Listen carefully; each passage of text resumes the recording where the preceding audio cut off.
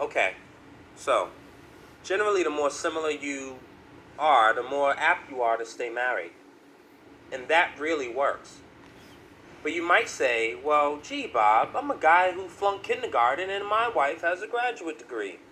Or my mom has a degree and my dad never graduated high school. Or what? I don't know. He's Catholic and she's Jewish. Or she's 23 and he's 42. Or whatever it might be. And hey, they've been doing fine. That could be. But as a general rule, the more different you are in these, it just increases your probability of getting a divorce. We also tend to find people who have similar politics to what we have. If you're liberal, you'll tend to marry someone that's liberal. Or conservative will marry a conservative because you don't want to marry someone that keeps telling you you're wrong. So we also marry someone who sort of validates our ideas.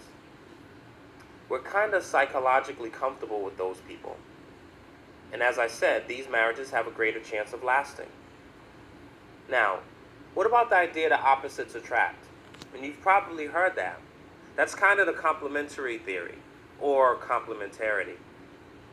I don't know why it is academics try to make big words out of little words.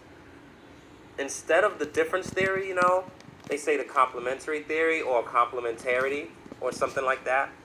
But anyway, difference. Well, that could work for magnets. With people, difference is not. It doesn't work as well as similarity does, but it can be a factor. Like if one person is dominant, are they better off with another dominant person, or are they better off with a person that's more submissive, that likes people telling them what to do? Probably a dominant person is more apt to marry a submissive person. And maybe he or she likes the other person to be dominant, and that works out okay. So there is something to that. Probably two dominants don't work well. Or maybe two submissives don't work well. What do you want to do? I don't know, whatever. What do you want to do? I don't know, whatever. So probably won't work too well. But in general, the research that we have says that people that marry someone that's like they are tend to stay together. One other factor that can bring a couple together is called the Romeo and Juliet effect. You know that story of Romeo and Juliet? Their families hated each other. And they said, you stay away from him. You stay away from her. So what did Romeo and Juliet do? Yeah, they got married.